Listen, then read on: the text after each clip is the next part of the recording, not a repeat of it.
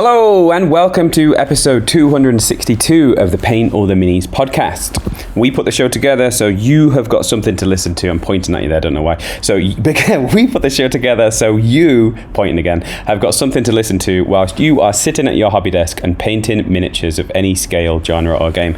Our aim is to have a relaxed and genuine conversation with someone who's as involved in the hobby as you are from any level, top to bottom, because, you know it, you can say it with me, we've all got our own unique and individual stories, and they are pretty interesting. So sit at your hobby desk, paint your models, listen to the chat. We really do hope that you enjoy the content. Just before we move on, if you do enjoy the content, give us a shout, give us a like, give us a review, pass it on to somebody else. It is really, really good to know that there's people around listening and people are enjoying certain things to a certain level. So, get in contact with us, reach out, say that you're enjoying this guest or that guest.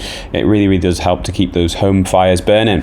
This week, I talked to Mark. Me and Mark spoke back in episode 248, and in that conversation, we spoke about him and his own personal hobby history.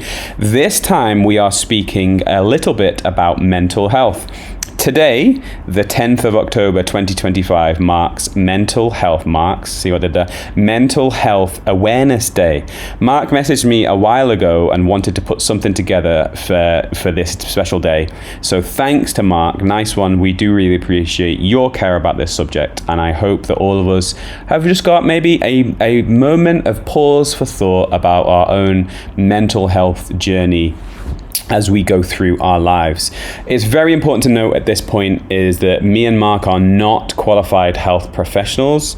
We are not giving any medical advice, and we do not in any way feel qualified to give out anything that we feel is any form of actionable advice in terms of you and your own mental health. I think that's kind of needless to say, but I just kind of wanted to throw out there.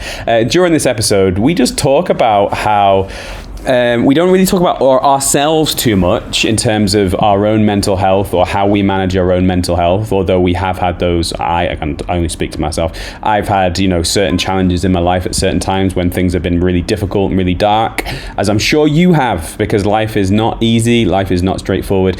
In this episode, we mostly talk about little things that we can do, not just in our hobby communities, but just in our lives, little things that might benefit other people around us in little ways. And we also touch on little things that we can do which might indirectly benefit ourselves in terms of like you give, and then at some point in the future you might potentially get. So it's just interesting. It's a really interesting subject area, something that's really interesting to talk about, and we really hope that it gives you a second's validation. You might do some of the things that we talk about, and you might think, yeah, I do that, that's great. It might give you a little bit of an idea about what potentially you might be able to do for some people in one of the communities that you're part of, or you might think it's a bunch of old tosh. And either way, that's fine. That's totally fine. And I'm not going to ramble on about any more here, but I think the final closing point of the pre-ramble that I'll say is that our own mental health is essential for living a rich and full life, in my opinion. And I think that Mark mentioned it during the show that mental health is a lot like your kind of dietary health. It's all about little things that you do each day which keeps you in the best possible state that you can be. There's times when you're going to be up, there's times when you're going to be down, but if you've got like a really good regimen in terms of maintaining mental health, I think you are less susceptible to fall into certain mental health situations. Unfortunately, sometimes some of those things are inevitable for us. It's a really important subject area in our lives that unfortunately I just don't think we talk about enough, and we need to talk about it more. We need to be more educated about a lot of people. I'm not talking about everybody on the planet. Some people are very clued up and very knowledgeable, but I think the general schmo on the street, i.e. me, needs to be more clued up in terms of what mental health is, how we manage it for ourselves, how we help other people around us to manage their own mental health, because I just don't think we talk about it enough. But anyway, don't forget, you can check back and look at our back catalogue. If you're interested in this sort of stuff, there is a whole bunch of other podcasts that we've done over the last few years, going back, talking about hobbying sustainably. We talk about how we can use the hobby to improve our mental, social, and physical health, and there's a whole bunch of other stuff. There's an episode that I really liked from the past, which is to do with mental health, which is to do with paying attention, not getting attention. So there's a whole bunch of stuff, and if you're interested in this sort of thing, if you've got an idea for something that we can talk around, if this is the sort of thing that you enjoy, give us some feedback. If this is the sort of thing that you think you could contribute to, give me a shout, because life is something that we are currently involved in, and anything that can help us to live a happy and full life is of value to us. I'm not going to go through anything else. You know the deal. The Discord link is in the description. Yada yada yada. Email paintalltheknees@gmail.com. That is enough of the pre-ramble ramble. Let's go.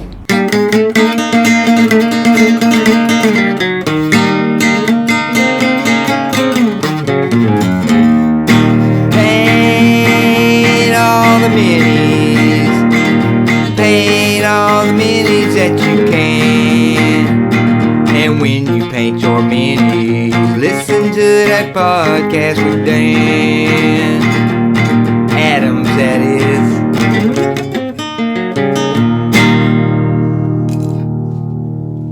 Me again. Just before Seamus comes in, I left a little bit of the pre-show in because I told a joke. It's not a very good joke, but I kept a little bit of the pre-show in there so you can roll your eyes along with Mark as I do my terrible joke. Enjoy. Do you smell that? Do you smell that? Dull coat, son. Nothing else in the world smells like that. I love the smell of dull coat in the morning. One time we varnished a whole army for 12 hours. When it was all over, I walked up. We didn't find one of them. Not one stinking unpainted mini. The smell, that varnish smell, the whole army smelled like victory. All right, mate. How you doing, Dan? I'm doing all right. Can you hear me? Hear you? How can you hear me? What a fine-looking human being you are. Is that Middle Earth you sitting in? No, it can't be Middle Earth because it's dragons. It's Warsaw. In Poland? No, just near Birmingham, yeah. This is my office. I bet you've never heard that joke before. Anyone that says they're from Walsall, I say Poland, and they always just roll their eyes like, no. No. So I'm going to do something that I've never done before. Are you ready to go, right? Good afternoon, Mark. How are you? Yes, I'm very well. How are you, Dan? I'm good. Can you tell me what was significant about that greeting? Good afternoon, Mark. How are you? You're asking how I am, and you're saying it's the afternoon. Both things are pretty valid things to say, I'd say. I think the fact that you're asking how am I is particularly pertinent for this show, isn't it? It is. Well, before we go any further, every podcast that I believe that I've ever done, I always start with, so hey. I always go, so hey, I'm here with, right? And this is the second time we recorded this very same podcast. So I thought I'd start with a different greeting. And my wife asked me the other day, she was like, why do you say so hey at the start of all the shows? Is it like muscle memory now? Is it like a thing that's just locked in? Yeah, it's just stubborn. It was stubbornness at first because I don't know. I guess it's because I was really nervous when I first started doing podcasts. And then it was just like a thing that kept on happening. So this will remain one of the only shows where I have done a different greeting. So there you go. Well, you varied it. Nice. Excellent. And how are you? Yeah, I'm all right. I'm doing okay. So we are here to record for the second time a little bit of a conversation about Mental Health Awareness Day. So before we go any further, talk to us about Mental Health Awareness Day in terms of what it is and what it means to you. And then we'll talk about what we're going to talk about today. Cool. So Mental Health Awareness Day is this year, Friday the 10th of October, 2025. It's a worldwide awareness raising day with a focus on mental health, obviously, as the name suggests, but in the broader sense. So it has different theme each year, and it will try and focus on different things and try and generally raise the awareness of what mental health is, what positive mental health looks like, what mental health services need to be. So it's kind of across the range from a big structural conversation about how we provide better mental health facilities and support for each other as human beings, but also thinking about ourselves individually and how we can improve and promote our own positive mental health in the way that we are pretty good at understanding about our physical health. I think that there's over the years there's been a lack of awareness about mental health. I think things are improving a lot, and these awareness days help things like that, and the fact that people have got it embedded as part of their sort of daily lifestyle to talk about it more than they ever did is great, but we've still got a long way to go probably. And taking a little bit of time out once a year and having a bit more of a deep think about it is no bad thing. Yeah, and like I mentioned it just a few minutes ago that this is the second time we spoke. So we actually spoke a week ago. Was it last week we spoke? We did. Yeah, and we had a problem, probably my fault, apologies for that, but we had a problem with the recording where it had some sound feedback. So as it got to this week, as we're recording this on the 9th of October as it is, it's literally released within 24 hours. It's okay, don't worry, no extra charge. I turned it around in 24 hours for you guys. But yeah, we're re-recording it. And as I kind of thought about and reflected on what we spoke about in the first one, I don't think we spoke about anything that wasn't pertinent. But the biggest thought that I had from that recording was that maybe we were preaching to the choir. So we talked about how the hobby had helped us, and we talked about how the hobby had helped us with our mental health, and how it had kind of helped us to manage things, and it helped us to manage things. But as I reflected on it, I thought it was really interesting, and I really enjoyed that conversation, but I wasn't sure about whether it'd add too much to people that are listening to the show who already are doing the hobby. Does that kind of make sense? Yes. So what I'd like to do to keep it fresh and interesting, because I don't want us to kind of rehash the old road that we kind of gone through there. That'll be a conversation that remained just for you and me, mate. We'll always have that. We'll have two things. We'll always have the original greeting, and we'll always have that unreleased podcast episode. Excellent, Steve. Breakfast at Tiffany's. So what I wanted to talk about today, if we may, is how we might be able to help others. Right? Yeah. So we obviously participate in the hobby for various different reasons, and there's enough in it that makes us want to continue doing it. So we obviously think it's a positive influence. So if you're sitting at your paint table and hating it, if you're going and playing games and hating it, if you've got a whole bunch of like anxiety when it comes to painting and playing, and don't do it. Go and do something else, right? Go and feed the dogs in the park. But we kind of use it in a positive way. So let's kind of look at two things. The first thing I want to talk about is connecting with fellow hobbyists and being a positive influence on their mental health. And then later, if we get time, we can talk about how we might be able to subtly encourage or guide people that might be looking for a new outlet, how we might be able to subtly guide them into this if we feel that the hobby might be able to help them and their mental health. And it's really important to note before we go any further that when we say mental health, we don't mean necessarily people who have got a say clinical depression, or they're seeing a doctor about any mental health things. I think I don't like that term mental health. I personally like to say life. I think life is very difficult. I think life is very testing, and life is very trying, and mental health is a continuum. And I think that all of us have got certain things that we struggle with at certain times. So when we say the term mental health, we need to associate it directly with ourselves and understand that there's various times in our life where we might be struggling or grappling, wrestling with certain things in our mind. And it's very important that this mental health idea sits within us as an individual. It's not something that's miles away. It's not something that's very distant from us. We all struggle with our mental health at various times within our life, right? Yeah, I think the comparison that is healthy is a useful one. Is probably thinking about, say, like healthy eating or being active. We think of those things in terms of our physical health, and they're quite easy to process. It's like, yeah, that's every day. I want to strive towards that. People know that eating bad food or being inactive isn't great. Yeah. They're not looking for solving a problem or fixing something. They're just thinking about doing things in the way that would support them best. So I think that's kind of the angle we're coming at, isn't it? Yeah, and when we go to the doctor with a mental health issue, or a lot of people that I know that I've spoken to about mental health stuff, is they go to the doctor with something unrelated, like they've got a stomach ulcer or like consistent headaches or something like this, and then through kind of like the conversation with the doctor, it's then actually it's that you're getting that stomach ulcer because of this, or you're getting those constant headaches before that, and or your tooth is cracked because you're grinding your teeth at night, and that's because of this. So it's really important to know that it sits very close to home. I think that's the important message that I'd like to send, is that I won't ever say that I've been diagnosed with any mental health illness yet. I might do, I don't know, but there have been times when I've been very low, and there's been times when I've been struggling with certain things, and there's times when I've been kind of struggling to reconcile reality with what's in my head and what's in my head with reality certain times. And so so let's talk about community and how we can help people that maybe are already doing the hobby to be on top of their own mental health. And you talk there about something that's done daily, something that's done weekly. You're part of different communities, hobby communities. So would you say that you try to connect with others? Do you try to be a pillar of your community and glue other people together? Would you say you do that?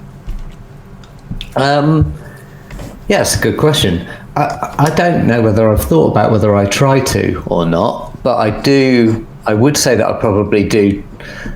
I do encourage myself to be a voice and to say things and to get involved rather than to be too passive. But I don't want to make it out that the activity level that you have within the community somehow is kind of indicates how much you care about it, because different people have got different amounts of energy to give to that. So I think that probably, yes, I do try and contribute, but in a sustainable way that is at the level at which I can contribute at the moment, at this point in my life. Yeah. It's a difficult question to answer that, well, because let me have you need people to step up and contribute, but not everyone is able to do the same, and that's fine. Yeah, and when you say step up and contribute, I think there's many things that we can do as individuals, or many things that we can do collectively, a little bit like the tide that raises all boats. So one thing that you are doing to help is that you instigated this conversation. Many months ago, you kind of came into a chat and you said, guys, Mental Health Awareness Day is coming up at this date. Why don't we put something together for it? Right? So the fact that this conversation is being recorded is down to you, and that's something that you are doing for the community, is that general raising of awareness and saying, hey guys, we participate in this hobby, we believe that it's generally good for our individual mental health, and this is how we can potentially be more aware of it on a personal point of view, and here's how we can potentially extend that into the communities that we're part of. And we're not even necessarily talking about just hobby communities like we are in this instance, but you could talk about just work or the shops that you visit on any one week, right? One thing that I always think about is that we never know what other people are going through. There's a certain amount of ourselves which are selfish, and I don't think selfishness is that bad in and of itself. I think self-preservation and sorting yourself out is something that's really, really important. When that goes too far, when you're too selfish too much of the time, I think it potentially becomes a problem. But then also there's a certain part of us that I think is selfless. So one of the things that I do in the hobby community is that I always try to form connections with people, form associations with people.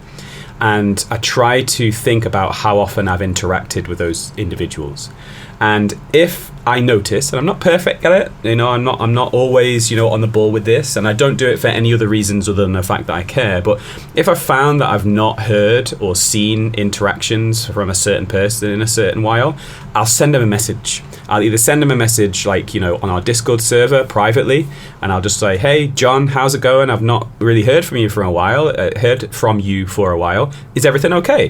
Now, that's not a case of I think that there's something seriously wrong, but I think what that does is that helps everyone's mental health, even if it's only subconsciously, because just to know that someone just acknowledges your existence, and someone has noticed that maybe you're not as involved in a certain area in your life for whatever reason, I think that's really important. And sometimes, like, people are like, oh yeah, man, sorry, I've been working away, or they might just say, yeah, I've been on holiday, or they might say, oh, my internet broke and that's why I've not been on. But I think the fact that you reach out to connect with somebody who's maybe not been as active as previous, I think that is a really good thing that we could all do that makes the community stronger, and just recognizing a fellow human being's existence is a positive thing, right?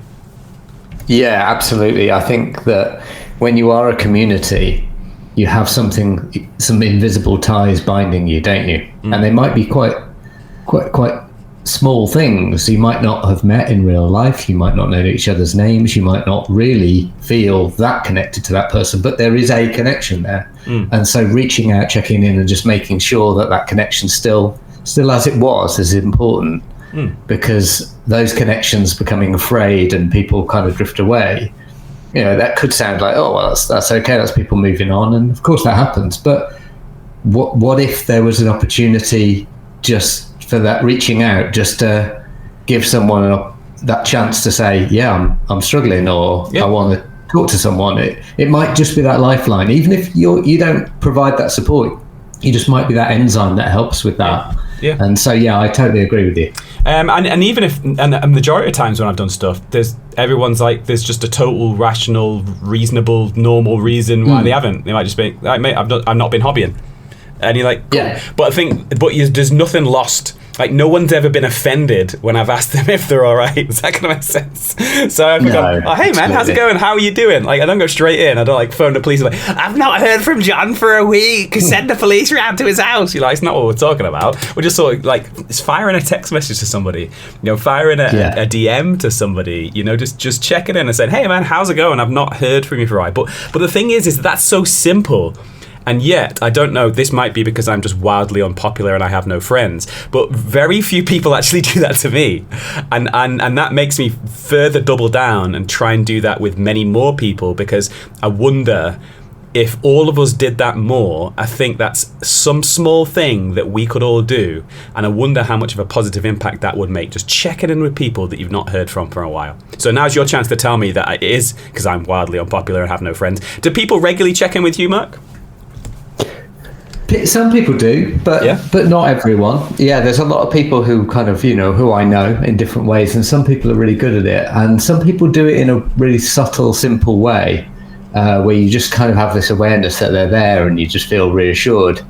And it can be done in all sorts of ways, can't it? I think that the simplicity of it is not to be understated, because you might think, I haven't got time to keep on top of all of this. This is like life admin. There's too much going on. And technology, the world, businesses, they want you to be busy. They want you to be occupied.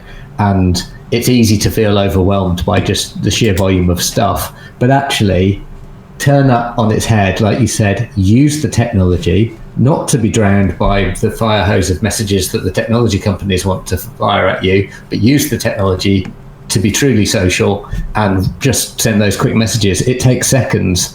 And when you do receive something out of the blue, it really can make your day, can't it? Yeah. It really can. Just because I think everyone wants to feel acknowledged. Everyone wants to feel recognized.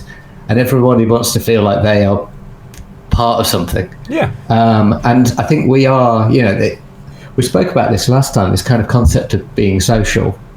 And I think that some people would say, oh, I'm not really a social person. And some people say, oh, I'm really social. But actually, there's a lot of room in between to be, but everyone has social involvement with someone along the way. And that's what makes us feel part of society and validated as human beings. And just reaching out that brief moment just to send off a couple of messages. Yeah. And actually, it's kind of a bit of a challenge for people listening, I'd say, just think of 5 people in your life who you haven't heard from recently and just send them 5 messages now. Yeah. Work out how long it took you to send those messages. It'll be probably under 2 minutes to do all 5. Yeah.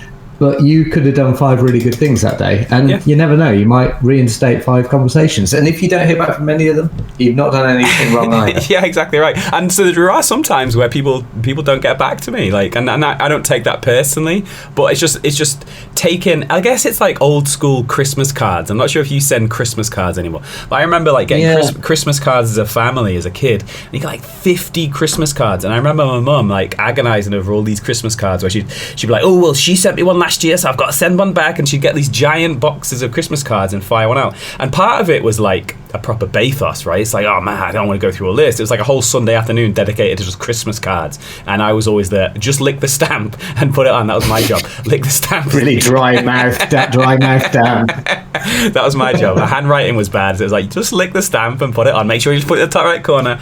But yeah, so I remember like a whole Sunday afternoon was that. But and part of that was like a pain in the backside. But the idea of that is really positive. I think it's like, especially at that time of year, if you celebrate Christmas, getting a card from somebody, and then my mum would always make bits of string, like washing lines, in the front room, right, either on the wall or between walls, and hang up all the Christmas cards. And actually thinking about that, that's really nice, because all these people are recognizing your existence at a very special time of the year, and it's probably significantly less people sending Christmas cards now, right? And that makes me sad, because we're just not recognizing each other's existence and showing some small modicum of care for each other. It kind of makes me a bit sad, and we need to reinstate that, I think. I think you're right. I think that there's an illusion that you're even more connected with anyone than you've ever been before. But potentially, actually, if you think of things like that, sending cards, postcards when you go on holiday, anything, just something like that. What you're actually doing is you're demonstrating effort, aren't you? You're saying, I'm taking some time and I'm giving that time to you. I took some effort and I did it for you. Yeah. And I think that that's the really important part of doing that. And you're right, it doesn't happen as much. And it is a shame, because it hasn't been replaced by people being nicer to each other in a different context. It's been replaced by people potentially just spending less time thinking about each other. Yeah. I think we do need to bring back some of those things that people value. People also value, things that, like you're describing that Sunday afternoon, that ritual of doing that is important too. The idea of doing things in a slow, meaningful, purposeful way is important. The idea of doing something for someone and getting a lot of value out of that. That would have been an enjoyable time when you take those cards to the post box and put them all in, and you can't even fit them all in through the slot. You're having to put them in batches, and there's loads of them. And that's cool, because you're just thinking, look what we've done. It makes a big difference. So that I think that's something that is a proper low-hanging fruit, and we could all do that. If you're a member of any, and it doesn't not just a Paint All the Minis thing. It's not just anything else. It's a I'm really cheap. I was talking to my daughter the other day, and we were talking about text messages on the phone, and we were saying that it used to be like 10 pence per text message. You remember that, right? But now we live in an era where you can send text messages for free. So I've got my ways that I can send messages that it doesn't cost me 10p a pop. But I think even if it did cost me 10p a pop, I still probably do it, because it's just nice. I think it's just a nice thing to do. So if you've not heard from our mate for a while, or there's someone in a community that you are part of that you've not heard for a while, it's not a kind of an emergency call-in kind of thing. Just check in, be like, hey man, how's it going? How you doing? Like, what you been up to? I've not heard from you for a while. And I just think if everyone did that a little bit more, I think the world would be a much more positive place. But another thing that you do in terms of a community that you are part of, and I think this really is valued by people in terms of their mental health. And like I said, it's really important to note here that we're not talking about anything other than like a daily diet, eating salad, eating leafy greens. We're talking about just little things that you can do to keep on an even keel. Is that you run the Royal Orc too, right? Yeah, so it's just a community meetup that we do on the Bedroom Battlefields thing. So it's just on Discord, just a group chat basically on a quarterly basis. It's easy to do. It's fun to do. It's really enjoyable. It doesn't really require time or effort or preparation, to be honest, but it does require an internet connection, as I found to my discontent at the last one, because I couldn't do it because we had a power cut. Oh, no. But other people ran it in my absence, which is great, but the reality is, running it, I mean, that's a bit of a grand title. It's literally pitching up and just being maybe the first person to say something, or just the person who encourages the conversation. That's it. It really does run itself. All I did really, I suppose, is say, could we do this? And that's it. And it's great. And similarly, that's an online thing. We've run some games days that have been face-to-face things that, again, I've been kind of maybe the person at the start who said, could we do this? But beyond really just sort of suggesting it and having that bit of drive to say, let's go for it, these things are straightforward. They've never been easier to organise. The amount of time and effort it takes to actually do something like that is minimal, but the amount of enjoyment, you might have, say, 20 people join onto the Royal Oak on a quarterly basis, so we run it 4 times a year. That's for a couple of hours. Yeah, that's a lot of enjoyment, hopefully, over the course of that year that people have had just by being part of something social and real. And and it's important to note is that it doesn't necessarily need to be big and formal. It could just be any sort of hangout, right? Yeah. So it doesn't need to be a big thing like the Royal Oak. But when you say the Royal Oak, so what is the structure that you bring? Is it just a case of saying, hey, we're going to be here at this time and we're just going to chat about nonsense? Do you have a little quizzes? Do you have little things you talk about? Like, how is it structured? Yeah, there is a bit of structure. That's fair. So we do a poll. When do people want to meet? A poll that is very inflexible for people who don't live in the UK, to be honest, because we pretty much always want to do a 7 till 9. Yeah. I know that's meant that you haven't been able to join, for example. You're damaging my mental health. Exactly. But I think that's where this is always that friction between when you want to do something to please as many people as possible, you will automatically hit practical obstacles that mean that you can't please everybody. Exactly. And that's the nature of it. So we try and be as democratic as we can and say, when would you want to meet? We do a poll. Then we just put up a graphic. Here we go. This is when we're next meeting. Generally speaking, I'll make sure that I'll chat to a couple of people and that there's an activity to do. So if we meet for 2 hours, will someone do a quiz? Will someone run we've done things like a dungeon delve thing where someone's got their webcam on their table and they've got their advanced hero quest tiles out playing a really simple version, and everyone's got a miniature and they're moving them all around, so you can do cool stuff like that. We've done quizzes and games, just silly things really. Sometimes I'll just put a few kind of conversation starters on some slides so there's a bit of structure, but I mean, I'm talking pretty simple and sharing it out with people who want to get involved. And by and large, what's happened is, when I did a quiz the first time, I think I probably made it, and then someone, can I do a quiz next time? Yeah. And then someone else. So, it naturally finds that people actually enjoy participating, but they also want to run them as well. So it's great. It's got a structure. It's a light structure, but I think that does give it a little bit more longevity, and it gives it a bit more purpose for the participants, and it gives it a bit more, I suppose I probably feel appropriately bound to doing it. So it's kind of that sense of like, right, I've got to do this quarterly. I've got to make sure there's a thing to do. Yeah. And that's fine.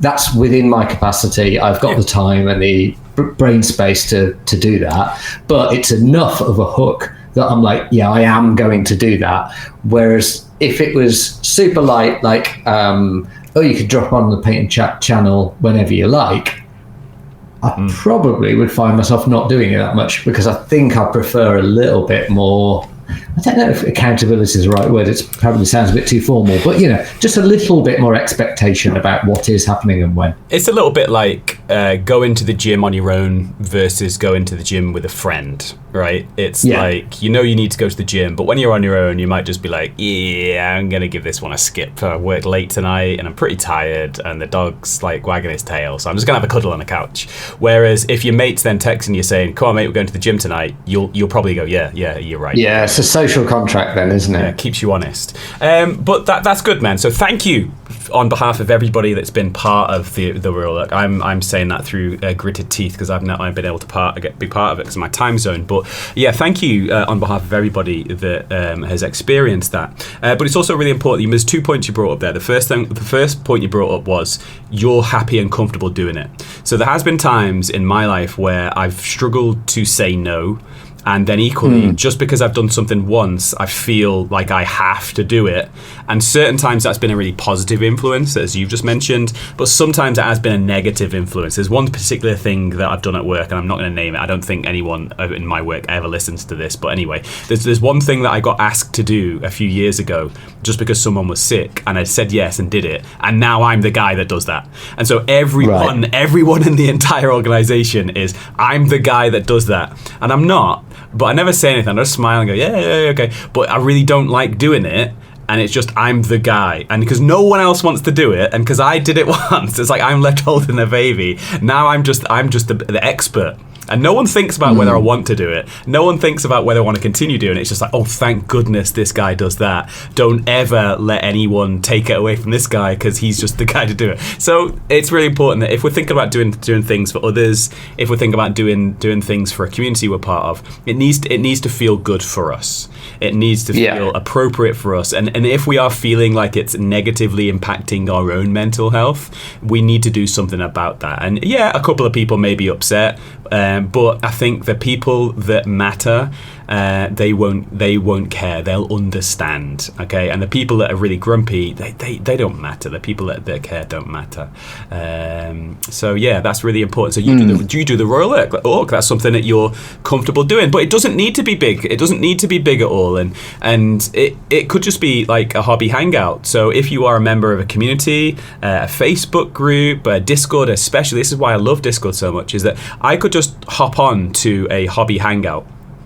And I could just say, hey, everybody, I'm just going to be in the hobby hangout group for the next couple of hours. Swing by if you want to.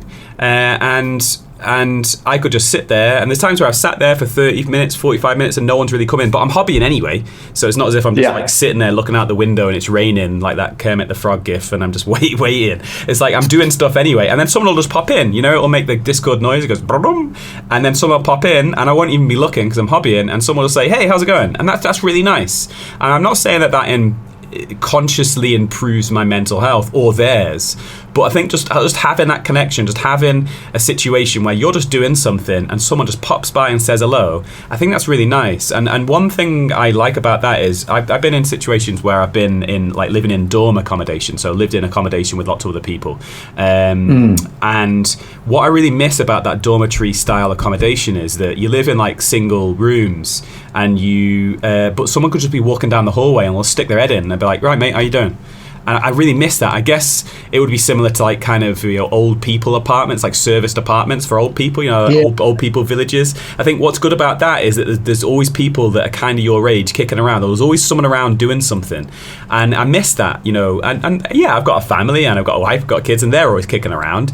But it's just nice to have these opportunities to potentially connect with people that are just off the cuff or informal. It's just I'm sitting around on my hobby desk. I just jump onto this hobby chat, this paint hangout chat, and then if someone's there, they swing by. I think that's a good thing that we can do as well, maybe. I think that's an important point, that informality and that light touch social interaction has a real place, because I think perhaps potentially as well, if you think about when you're younger and you go to school, you've got your close friends and there's got loads of other people. There's people in the school who you don't know, and there's people who you just kind of know a bit, and you'll nod at them and say hello as you walk past. There's those different levels of interaction. And as you get a bit older, I think you retain a bit of that, like maybe in the workplace.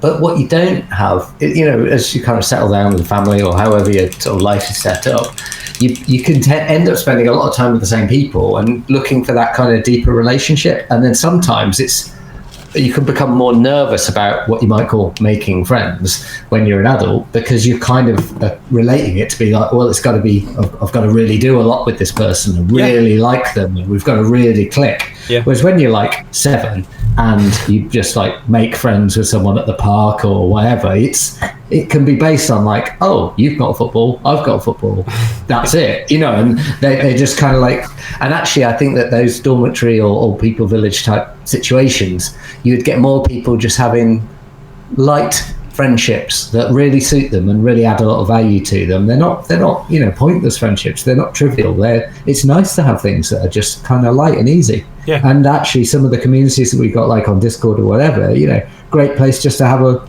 you know, just laugh at someone's joke or just agree with someone or tell someone where you got something because they're looking to buy something themselves. You know, those light touch interactions, I actually get a lot of satisfaction from that, even though, you know, I might well not really know the person very well or have much of a deep relationship with them, but it's nice to just say a few words. Yeah, and just listen along. There's times where I've joined somebody else's paint chat and I've been just concentrating on my own hobby, and I've just been listening to what they talk about, and my only contribution has been like or a laugh in the background when they made the joke or something. So it's like I just think in a world of maybe complexity and a world of costs.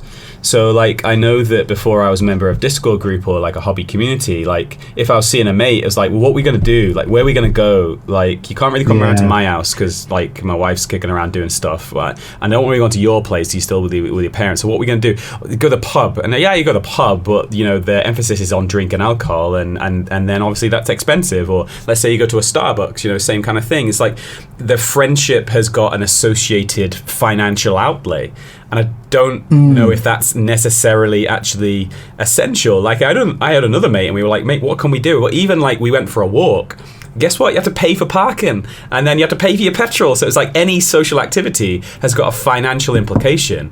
And I'm not saying that like it's going to break the bank like I'm, you know, in the poorhouse because I want to socialize with my friends. But I found that it was very difficult to socialize without expenditure. So that having just a hobby hangout, there's been times where I've just been playing a video game and I've just been listening to it. There was a couple of times where we had an online league in a Paint All the Minis Discord server. We had an online league and two people were playing like Unmatched or Memoir 44, and I just listened in to their conversation while I was at work myself because I'm on the other side of the world. So there was two guys in America playing a board game for our league, and I just put that on and listened to it in the background while I was just doing some grading or some student work in the background, and that was really good. And I think it does benefit my mental health, right? Because it's like there's two people that I know that are doing something that I like, and I get to have some small part of that. And I think it's very, very important to note is that when we think about our mental health, it's about little things that we do each day that keep us on an even keel. It's not a case of like doing nothing for months and years and then suddenly doing these radical things. A lot like someone's diet, a lot like someone's, you know, physical health. It's like if you take sleep, for example, if you get regular sustained sleep, you are generally a lot more healthier. I think that's a fact. When I've not had regular sleep, I tend to just slide in a negative direction until I then get a sufficient amount of sleep. So when we talk about our mental health and we talk about our social health, I think it's really important to have lots and lots of little things that happen on a regular basis. And the term regular, it could be daily, it could be weekly, it could be, you know, each quarter that you mentioned. But I think just having those abilities to interact, I think really do help us mentally and they help us socially, right? I really agree with that. I think just to build on your point as well, that when you're saying about going out and, you know, costing money and being something you kind of got to arrange, I think if you think about the friendships that you have, I mean, coming back to this idea of like, you know, when you're a kid or whatever, you just be like, I don't know, out on your bikes and you just going around in circles on the road and just chatting and stuff like that. It was very light touch, or just go to the park and just sat on a seesaw for an hour and a half just talking about nonsense. And so other people would pitch up on their bike, they'd just be there for a bit and they'd go off. That light touch feel to all that stuff and not codifying it. As you get older, I think sometimes you kind of think, right, we're going to do a social thing, it's going to have a start time and end time, it's going to have an activity, it's going to have a price, it's going to be a thing. And I think that's something that's sort of bleeding into the fact that we're in this miniature painting, miniature gaming hobby. It's kind of important to recognize that sometimes when you sort of see things as being in boxes, having a price and a time and a name and a set of rules and being codified, that's perhaps the diet that you'll be served by by the companies that make these things, because they have to package it up and make it into a product, but it's yours. And so you can do it in whatever way you want. There's no expectation on the volume of stuff that you do, the way you do it, how long it takes, whether you change your mind, or whether you're a butterfly and flip from one thing to another. It's kind of just really important to go, like, just think of it as just being purely of value because it's fun.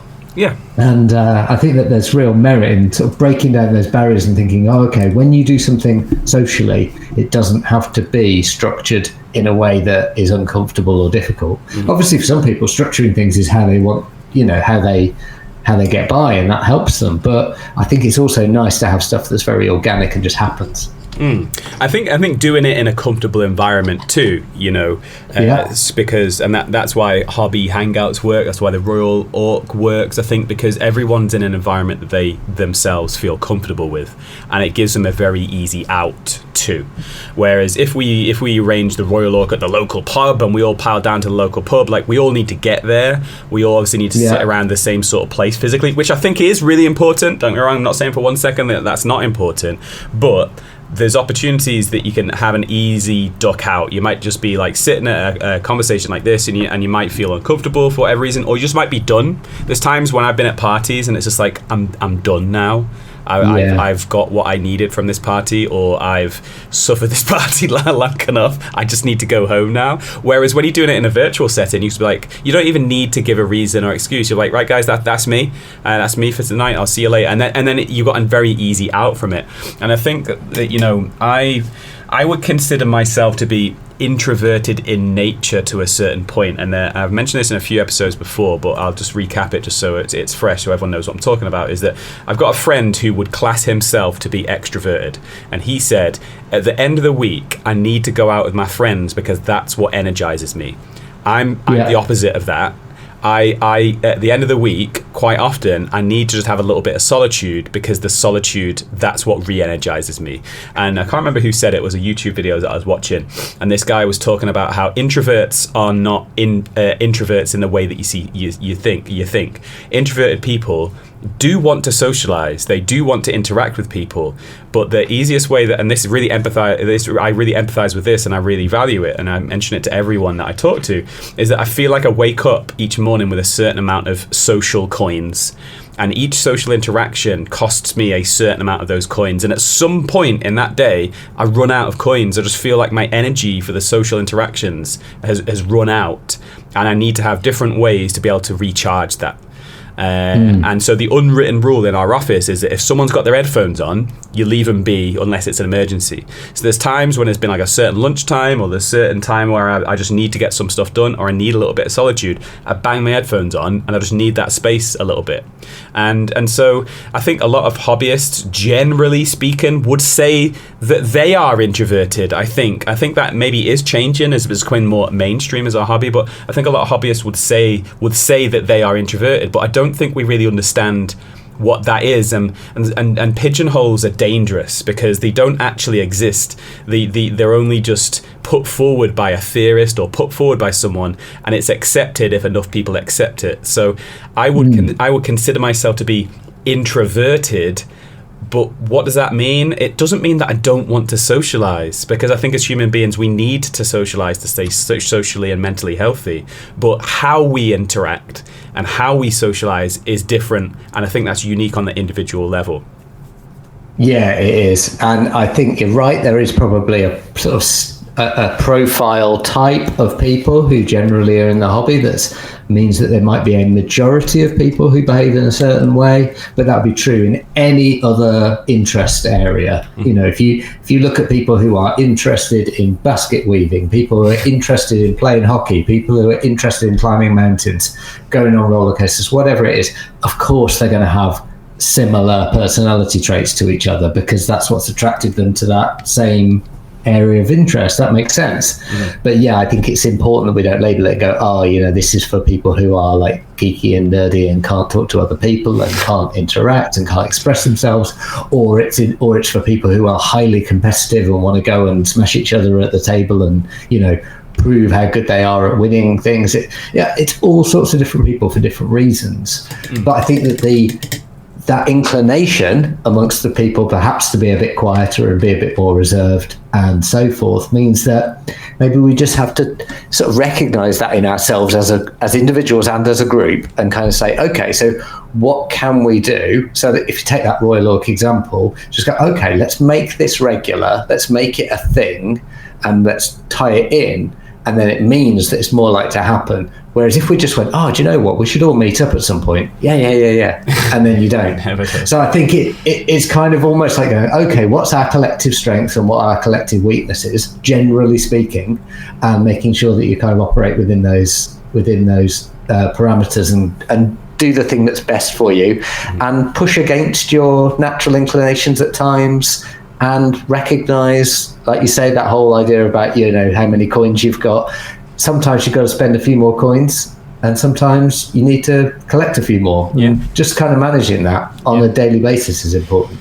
Yeah. Anyway, our time is rapidly running out. So let's just kind of do like a breather before we move on to the final segment here. So what we're talking about is keeping our own mental health in check by doing little things regularly that make us feel positive, and we can also think about what we might be able to do with our connections, our groups that we are part of. And this doesn't need to be a hobby group. I mentioned in a previous show, but I think this has relevance, is that a job that I had in the past, everyone worked in their own individual workspace, and those workspace weren't shared. It was like an individual classroom for individual teachers. And I kind of like spent a few days, and for some reason I thought about it, it's like I've not really seen anybody else other than the students for like a week or two here. I see people from afar, but I don't really interact with them. So I went to the bathroom, and on the way back from the bathroom, I said, I'm going to stop in like 2 different classrooms. I'm just going to have a 5-minute, no more than 5 minutes. I'm just going to have a 5-minute maximum conversation with 2 different people on the way back from the bathroom.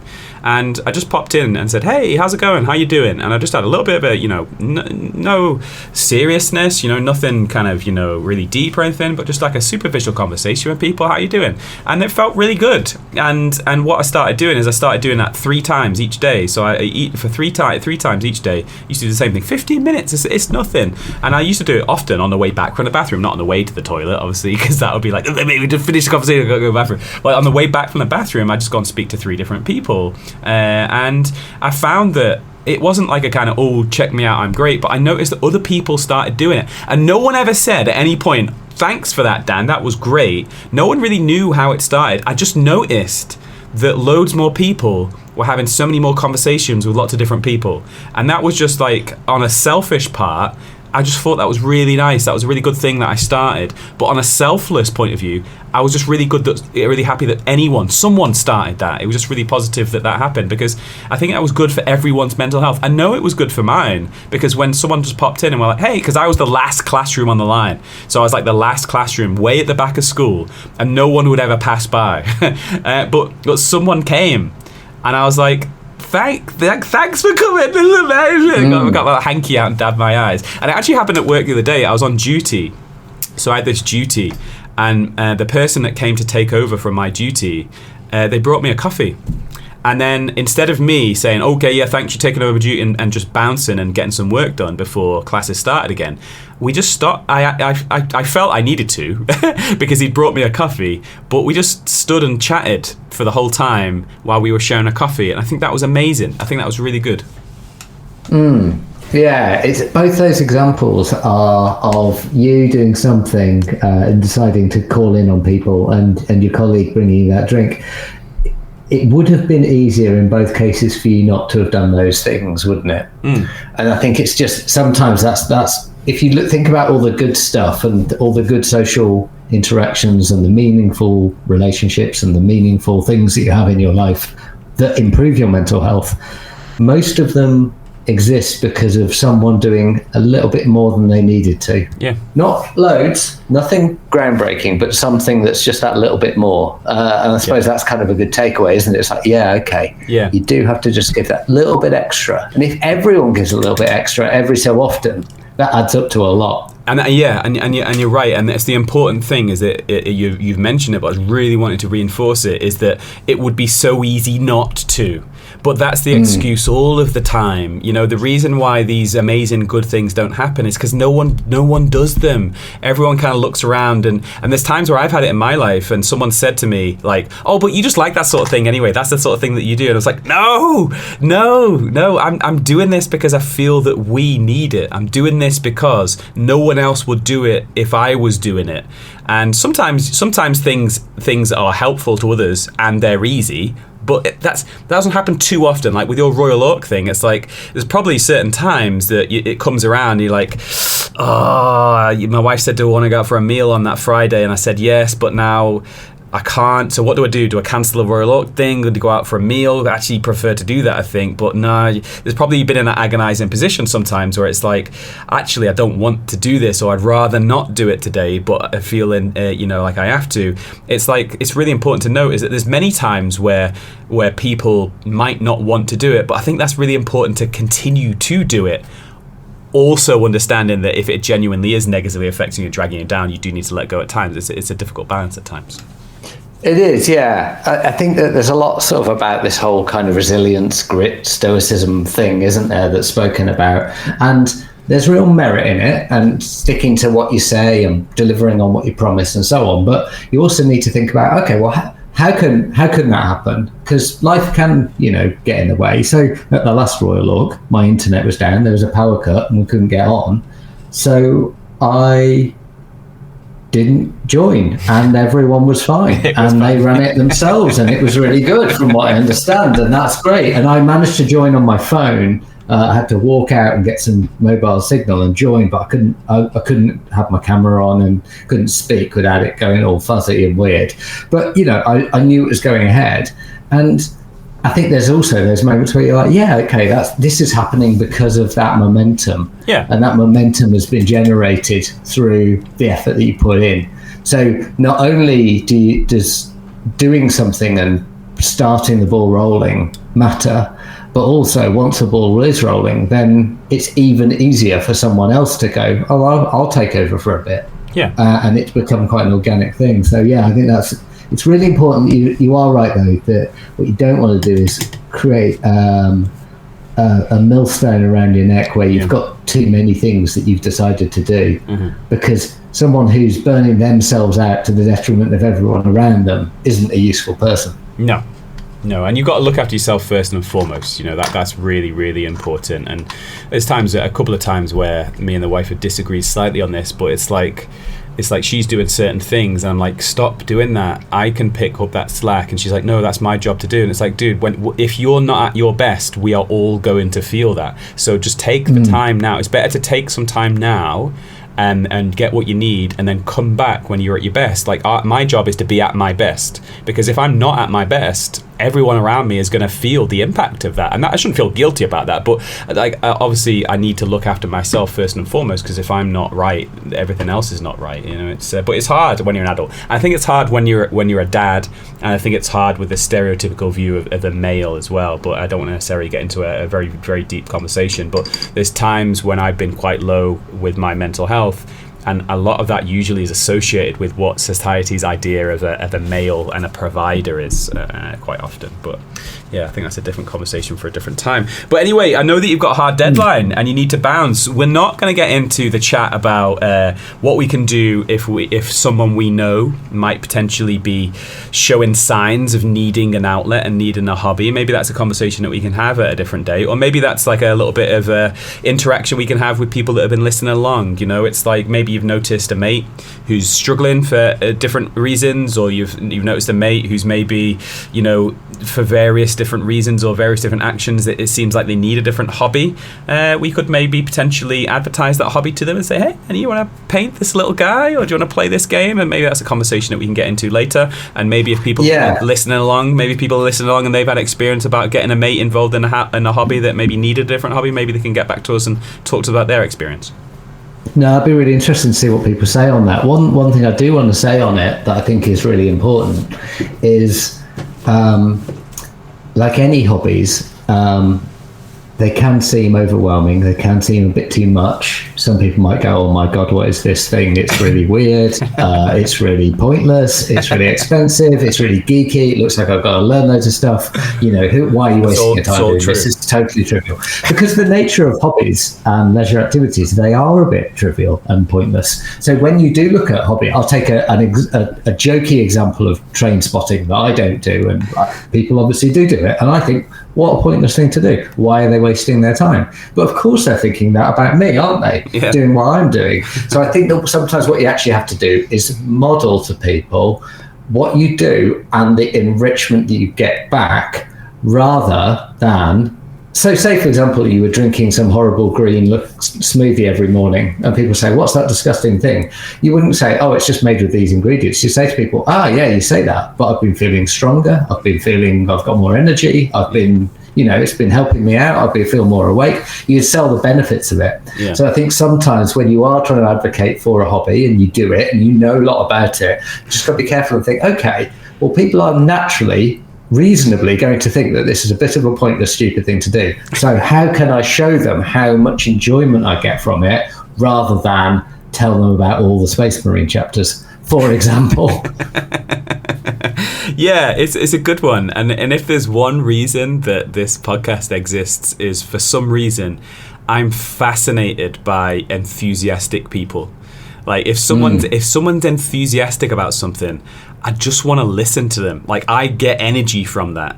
And that's what I love about the podcast. And that's what I love about just conversations in general, is that the best conversations that I've had are just listening to somebody who's passionate about whatever. It doesn't matter what it is, bog snorkeling, mountain climbing, stamps, it doesn't matter. I just love listening to them. I don't find it boring because I want to get in and be like, what is it about it that you like? Like, talk to me about that. And but I think I don't do it for them. I do it selfishly just for me. But I think them expressing themselves and being able to share their passion and share their enthusiasm, I think it just benefits the world. I think if you've got a whole planet of people just expressing themselves in whatever way that they are enthusiastic about whatever it is, I think it's just a better world to be part of. And that's from someone who had a family growing up. I'm not hating on them, but a family growing up where it's like if you did anything out of the ordinary, you were just pulled down straight away. So if like you got a new pink t-shirt, it's like, what you gonna wear that for? Or if like you did anything out of the norm in the environment that we grew up in, it was like, what are you doing that for? You don't want to embarrass yourself by doing that. It's like, well, what? Just because I might have, and I think that's why I didn't do the hobby as a kid. I don't think I did the hobby as a kid because everyone was playing football. Right? So what did I do? Played football. And if you don't play football, you're some sort of odd bod, right? Yeah, no, I think that matters. That matters the context that you see these things through. But I think that it's really important to embrace the triviality of hobbies and leisure time. It's really important to go, yeah, this is slow, pointless, bit weird, doesn't really need doing. Everyone thinks it's a bit strange. Who doesn't understand it? But you know what? I really like doing it. Yeah. I really like snorkeling in the bog. I really like collecting those stamps, spotting those trains. Yeah. So what? You're doing no one any harm. You're doing it for your own benefit. And actually, the benefits that you get from it are just those releases and those moments, but also the social connections and the fact you get to meet other people who, for some weird reason along the line, they thought the same thing at the same point as you at some point. And, it's cool because you can then pick up a conversation and get to talk to someone in a relaxed way who you never would have met. Yeah, I think that's really important for our mental health. Is there a gentleman called Alan Watts? I think it was Alan Watts that said this. It's like you need to just take away all of the noise in your life from around you and listen to the voice that's inside. Take away all the weight of expectation, take away all of the the prejudiced views or stereotypical views about what you should or shouldn't be doing, and just listen to that voice inside, because there is a voice inside telling you what's going to fulfill you and what you're going to enjoy. And don't not do something just because of fear of what people might say. I think obviously within reason but generally speaking, we're all pretty much on the level and we're all pretty legal. It's just like, if you're not harming anybody, if you're not breaking any laws, follow your own way. But anyway, that is all we got time for. It's been a great conversation, and I hope that the conversation was interesting. It was a different angle, a different way of talking that we did in our kind of the episode that wasn't to be. But I really it's good. Yeah, thank you. Cool. No, thanks for having me on, and thank you also for raising awareness and just putting out a little bit of spotlight on World Mental Health Day, because, you know, when I reached out to you, you said, oh, thank you for reaching out, but thank you for responding as well, because it's a two-way street, isn't it? It's important. I think that the world is what we choose to make of it, and I think that a lot of people would say the world is a dark place and it's a negative place, but I don't think it has to be that way. I think the world is remade each day. Reality is remade each day, and so we've got to think now about what reality we're going to create for ourselves tomorrow, I think. It's very deep. It's very deep, that. It was on that bombshell. Absolutely. I've got to go to a very boring meeting, but thank you so much, Dan. Really appreciate your time today. All right, no problem. Happy days, mate. See you in a little bit. Okay, good on you.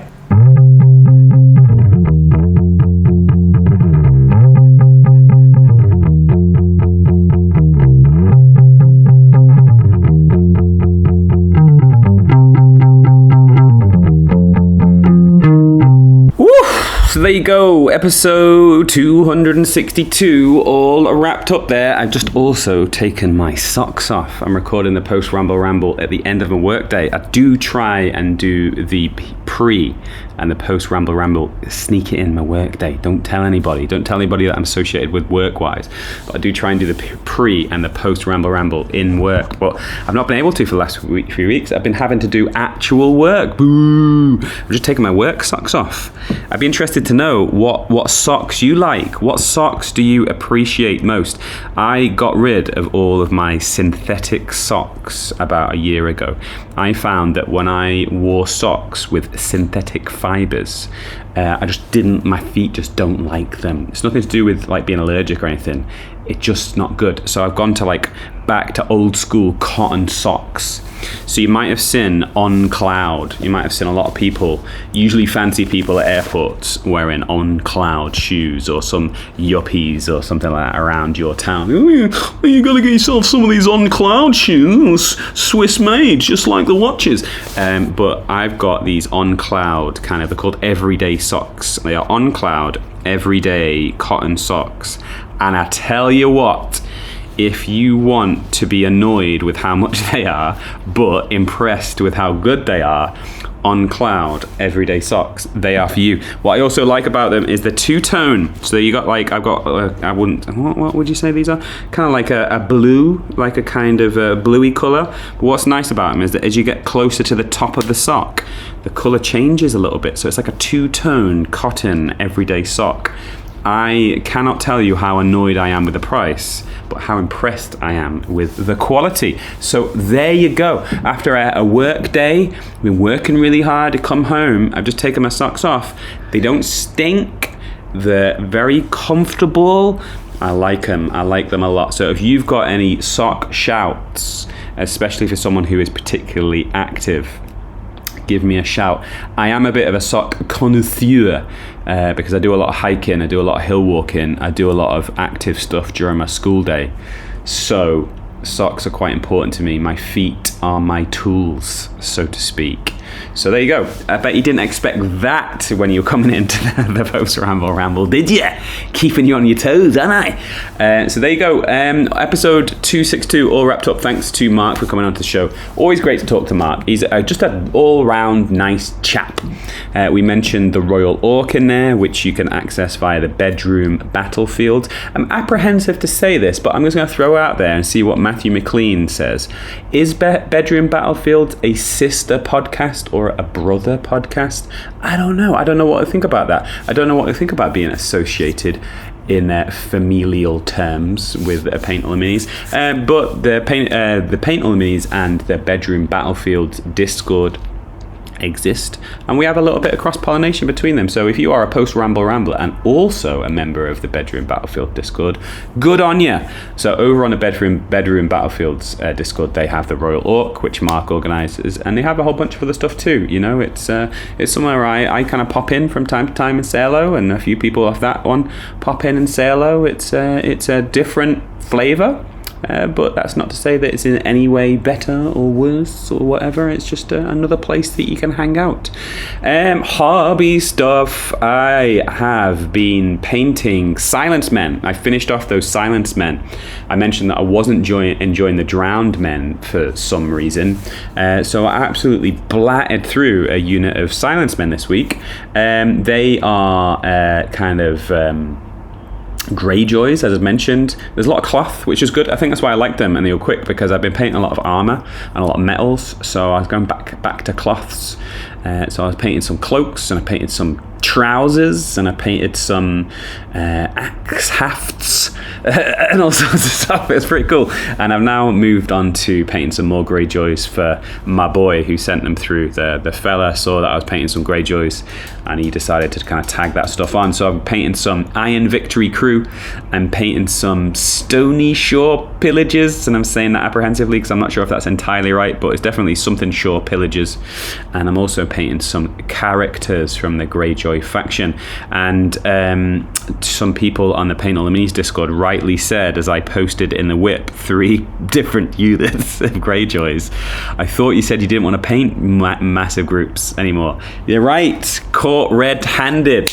I do not want to paint big groups. And my very floppy response was, it's not 36 guys, it's 34 guys. And it's not 3 of the same unit, it's 3 different units. So yeah, caught red-handed, bang to rights. I am painting a huge batch again, but it feels slightly different. I'm trying to trick my brain, you see. I'm trying to rewire it to kind of do the same thing that I don't want to do, but making it seem more desirable and positive. So yeah, that's what I'm painting. But as always, it's more interesting to know what you guys have been painting. It's more interesting to me to see what you guys have been doing. We got a few new people on the Discord server this week. If you are in the Discord and you are also a post-Ramble Rambler, best name ever, Allied Wheat 490. That is a really great name. If you are listening and you are Madame or Mr. Allied Wheat, you get the award for having the greatest name. Who else is fairly new on the Discord server? I'm scrolling back up. I can't find them. Sorry.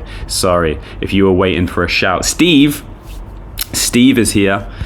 Steve has checked in. I've not heard from Allied Wheat or Steve, so they've joined the group. So I'm not going to take that in a personal way if they've popped in and it's just not good enough and they've decided to slope off. But yeah, hopefully you enjoy the page, Steve. Hopefully you enjoy the page at Allied Wheat.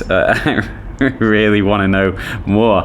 I spoke to Otters Ate My Gold for an upcoming show. He's a member of the Discord server, and I kind of am happy and also sad at the same time that I know what his name is now.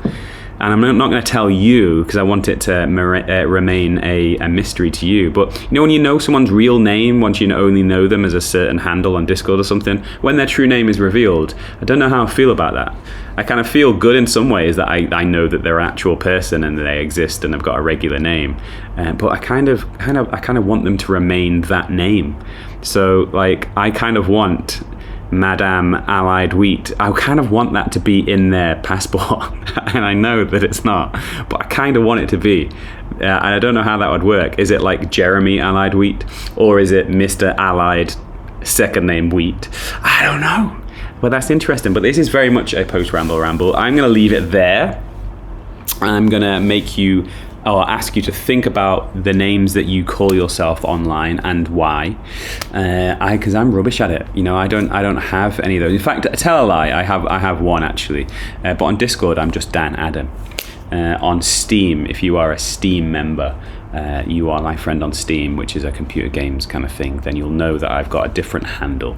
And I'll maybe let you know the story of that if you are so inclined. But yeah, if you've got any fun stories about what you've called yourself online and how that might potentially have led to any sort of merriment or embarrassment, let us know. That would be interesting. I do know that there's certain people in my careers that have made like an email address when they're a kid, when maybe their priorities were slightly different, and then they've applied for a job with that same email without realizing the implications of that.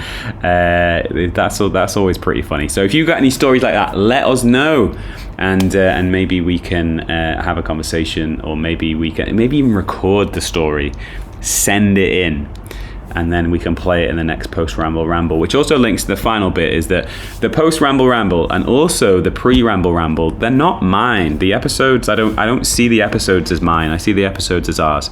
So if you've always wanted to do an intro for a podcast, if you've always wanted to do a post ramble for a podcast or this podcast, let me know, and I would be delighted to send you across the episode for the week early, and you can listen to it, and then you can lovingly craft and whittle a pre and a post ramble, and then you can do it, and then you can genuinely see and feel my intent that these episodes are ours and not mine. And that would be amazing. We got obviously, I was going to make the most blandest statement in the world. We have another episode coming up next week, believe it or not. So we've got another episode coming up next week. So if you want to do that one, give me a shout, and yeah, I don't know, you can come and be part. I'm beckoning you over. Come and be part of it. Come and get involved if you want to. Try it on for size. I don't know where it'll go. You might just be a one and done. It might lead you in a certain direction. And if you're a pro podcast aficionado and you do this as a job, come and show me how my pre and post rambles could potentially be better, because I do know there's 20,000 things that could do better, but hearing them from you might be the straw that breaks the camel's back and makes me upgrade the pre and the post ramble shtick. But anyway, until next time we're together, keep painting.